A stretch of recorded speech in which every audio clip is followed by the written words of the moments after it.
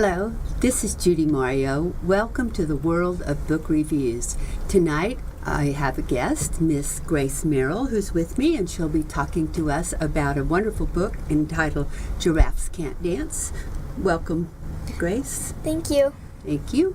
And before we get going, I want to thank our sponsors, SkyVistaConsulting.com, VE36Photography.com, and SkinFitnessLV.com. I really appreciate that they believe in reading and books, and they bring this section to you.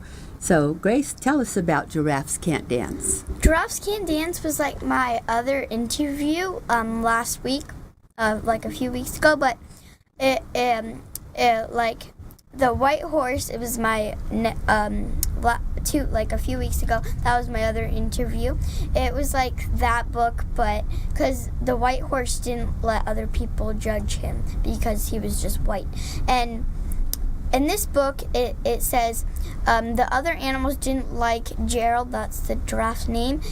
People didn't like him because he couldn't dance. And there was this dance called Jungle Dance, and it is called, and every year it comes up, and Gerald was really sad because he couldn't dance, and everybody was. And everybody now, were those people or were they other animals? There were other animals, and he was just really sad, and that he didn't, and then he walked on very scared, and then the lion he started like laughing, and then he felt like he's useless because he thought he could do it, but then other people laughed at him, and he didn't. And then this cricket, he saw Gerald do his performance, and he said, just sing a song, and they started singing, and then after he like his body started moving, and they jumped up to the air, and he did like a backward somersault and like in the air, and then he landed, and he was really happy because he believed in himself that he could do it, and he did.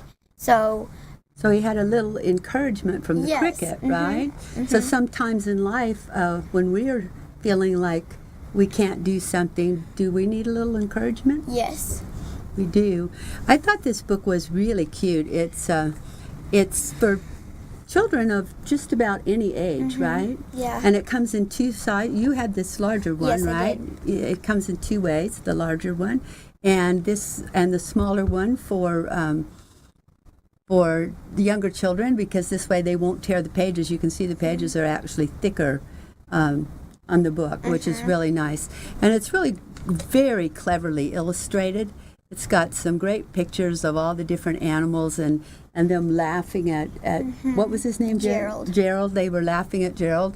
And then it gets on to the point where Gerald is feeling very depressed and walking down the street, and then the cricket comes along and starts to play a tune, right?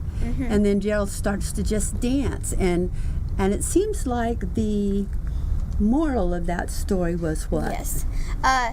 Don't let other people judge you, just be yourself. Yeah, just be yourself, right?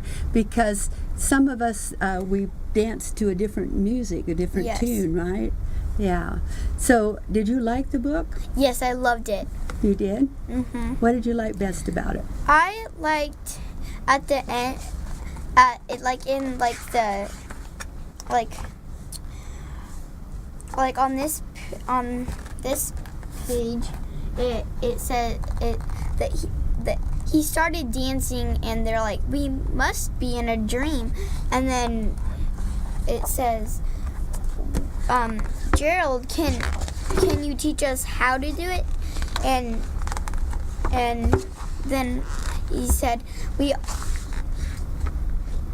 all can dance, and we all find music that we love, that we can dance to, and we all have different moves, and it doesn't matter if people laugh at you, you just keep going.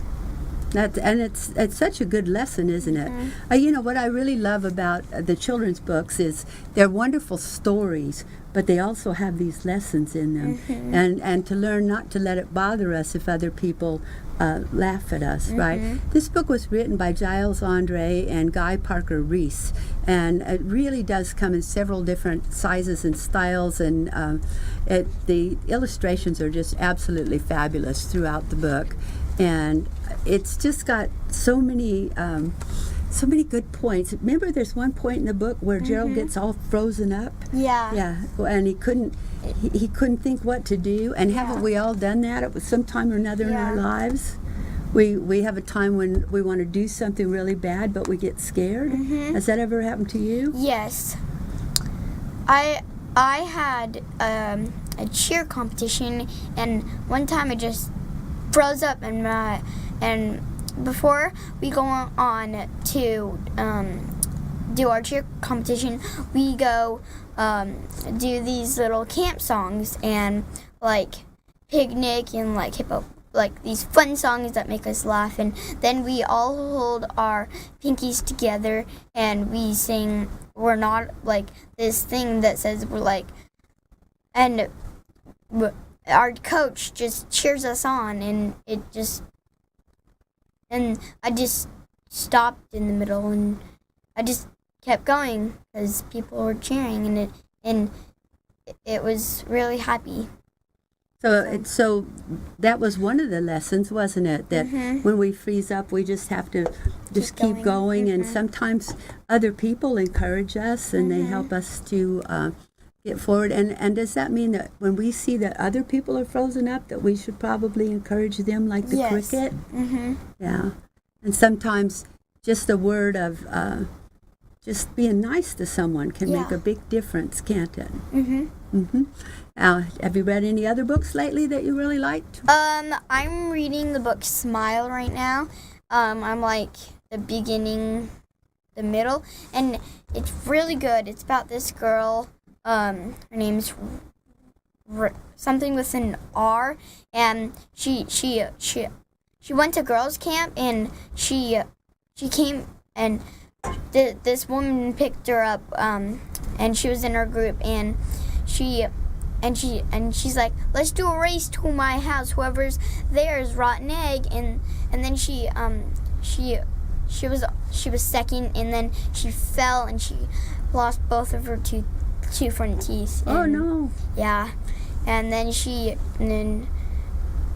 got braces, and then her little sister was making fun of her. So it's about Smile. It's about braces and teeth and that, right? Well, that's an interesting story, and that's something that a lot of us have had to go through in our lives. You probably haven't had braces yet, have you? No. I had them for a lot of years, and I always felt self-conscious. Thank you for watching. This is The World of Book Reviews. My guest, Grace Merrill. Grace, thank you for being here this evening and talking about Giraffes Can't Dance. This is a really fabulous book for young kids. And thank you again to our sponsors, Sky Vista Consulting, VE36photography.com, and SkinFitnessLV.com. We hope you'll join us for our next section when we have Jack Rolfe talking about 27 seconds.